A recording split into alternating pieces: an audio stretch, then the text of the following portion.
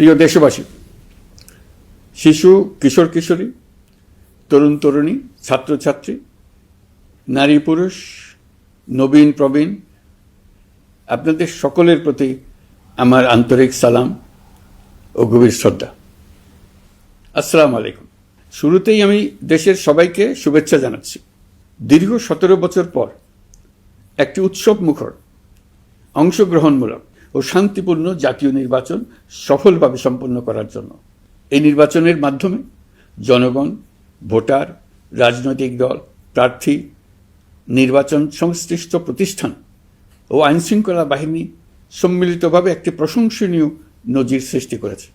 ভবিষ্যতে বাংলাদেশের নির্বাচন কেমন হওয়া উচিত, এই নির্বাচন তার একটি উৎকৃষ্ট উদাহরণ হয়ে থাকবে। প্রিয় দেশবাসী, বিগত 18 মাস আমার উপর অর্পিত দায়িত্ব নিষ্ঠার সাথে পালন শেষে একটি নির্বাচিত সরকারের কাছে দায়িত্ব হস্তান্তরের প্রাক্কালে অন্তর্বর্তী সরকারের প্রধান উপদেষ্টা হিসেবে আজ আমি আপনাদের কাছ থেকে বিদায় নেবার জন্য উপস্থিত হয়েছি। আজ বিদায়ের দিনে 5ই অগস্টের কথা স্মরণ করে আপনাদের কিছু কথা বলব। কি মহা মুক্তির দিন ছিল সেদিনটি, সে কি আনন্দের দিন। বাংলাদেশিরা দেশে বিদেশে যে যেখানে ছিল আনন্দে চোখের পানি ফেলেছিল। দৈত্যের গ্রাস থেকে তরুণ ছাত্রছাত্রীরা দেশকে বের করে এনেছে, দেশ মুক্ত হয়েছে।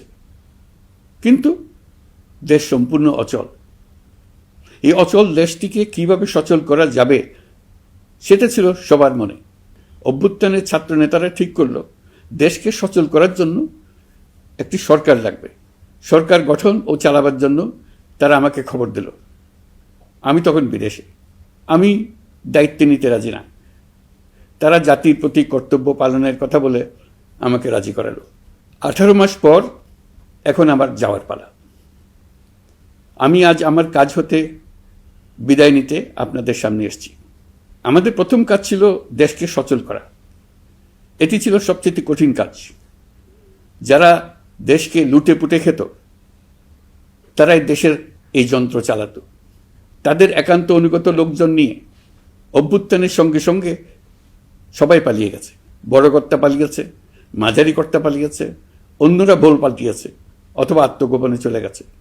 কেউ নানাজনের সুপারিশ নিয়ে আসছে, তারা অভ্যুত্থানের গোপন সৈনিক ইত্যাদি। সরকারের ভেতর যারা পালিয়ে যাননি তাদের মধ্যে কাকে বিশ্বাস করবেন, কাকে বিশ্বাস করবেন না, এটি মহাসংকট হয়ে দাঁড়ালো। যতই মৃতদেহের অঙ্গ প্রত্যঙ্গবিহীন দেহের সন্ধান আসছিল ততই তারা চিহ্নিত হচ্ছিল। সেই থেকে 18 মাস চলে গেছে।